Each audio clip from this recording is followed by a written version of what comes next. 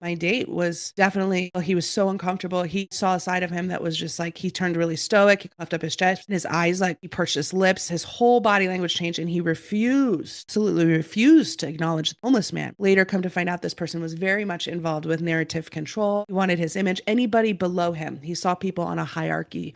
And on my Instagram, Shannon Kaiser writes, I post a lot of different things about this. So there's different psychology of people. If somebody sees people as power, they are the central and everyone else is below them and must serve them. And so this looks like, how do they treat the waiters? How do they treat homeless people? And how are they treating other people? More importantly, are they consistent? I started going on dates with people, and they in public were so generous and nice and kind and smiley and engaged. But as soon as they got behind closed doors, totally a different person. That is a red flag, but it gets missed in the beginning. We're like, oh, they're just tired from today. And so we have to stop second guessing ourselves, because with all the things I've shared so far, there have been moments where I thought in that moment, early in the relationship, that's odd. That's not normal. That seems really rude. I don't want to be with someone who's rude to other people and can't even acknowledge a homeless man. But I rushed it under at the time because I was like, well, we're early dating, but you take in this information.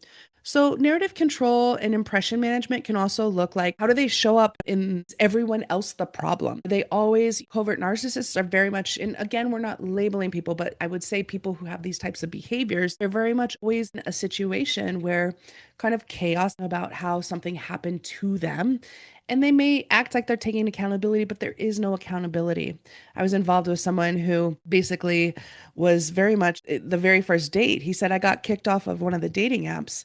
And at the time I thought, okay, that's a little odd, but I wanted to know why. And the person was like, oh, well, it was because of our beliefs. We had different political beliefs. And at the time, first date, I didn't really question it. But now, like, looking back, that was a major red flag. And it was also, the more I learned about this person, he most likely kicked him off because he was dangerous. He actually was a predator. You have to read between the lines sometimes, because master manipulators give you just enough information for you to fill in the rest. And you will often project who you are, what you want to them. And at that time, all through my 30s and 20s, when I was dating, I was always like seeing the best in people, which is great. It's a beautiful trait. And I still do. But now I let people show me who they are and look at that information first, because we can live in potential all we want.